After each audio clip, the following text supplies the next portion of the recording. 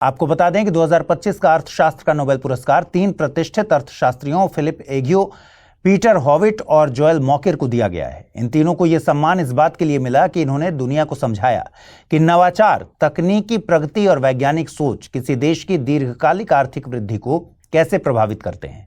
गौरतलब है कि फिलिप एग्यू और पीटर हॉविट ने 1990 के दशक में क्रिएटिव डिस्ट्रक्शन का सिद्धांत दिया था।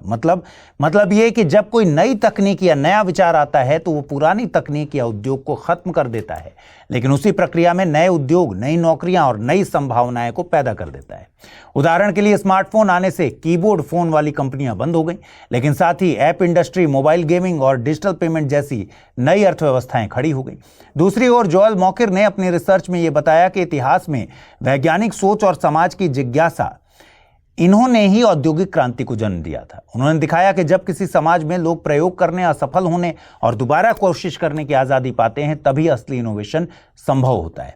तीनों की रिसर्च मिलकर एक बहुत अहम बात बताती है कि किसी देश की प्रगति सिर्फ पैसे या पूंजी पर नहीं, बल्कि खुले दिमाग, शोध को बढ़ावा देने वाली नीतियों और नई चीजें अपनाने की मानसिकता पर निर्भर करती हैं।